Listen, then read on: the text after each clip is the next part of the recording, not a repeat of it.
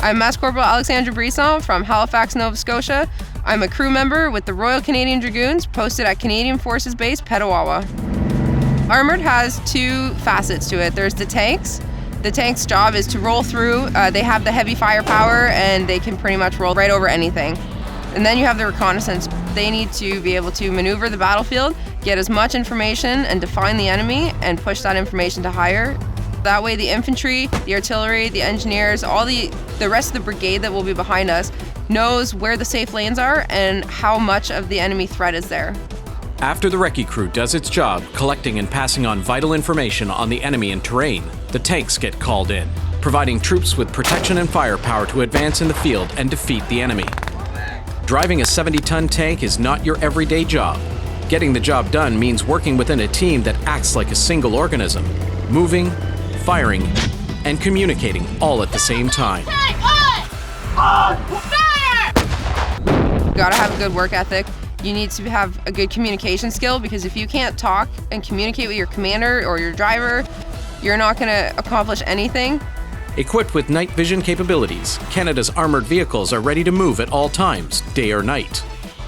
Leopard tanks can take out targets up to 4 kilometers away, while the LAV-6 and the TAP-V are loaded with guns and surveillance equipment that will find the enemy without being seen. It's kind of like playing a big game of hide and go seek. You don't want to be found, and you want to be able to hide this big armored vehicle, but yet you have the firepower to defend yourself.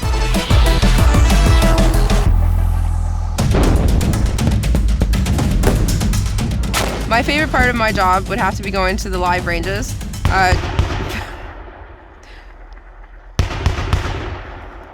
That right there, that is it. That is the favorite part. Being on a live range and being able to call out the targets, having your gunner do his piece, engage the targets, and knowing the satisfaction that all is said and done in a good fashion, a timely manner, it's just a good time all around.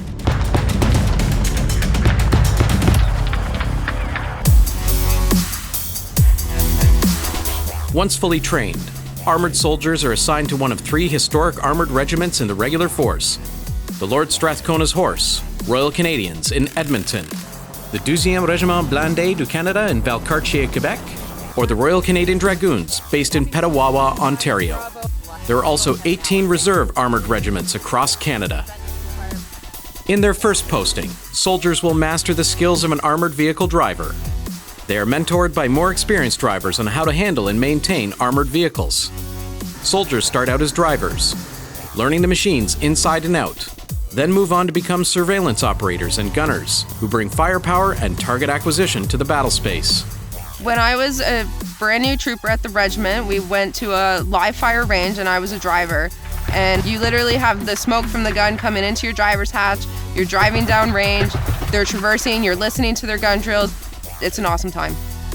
Armoured soldiers are masters at multitasking and working closely within a crew. They have the opportunity to advance their careers and be in charge of multiple vehicles and troops, receive and issue orders, and bring the fight to the enemy. Armoured soldiers regularly deploy across Canada and overseas on military operations. Last year I was deployed to the Ukraine for 3 months.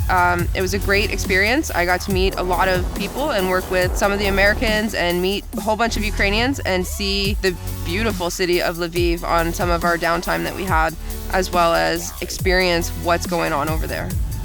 At home, they may be called upon to help during natural disasters like fire or flood relief.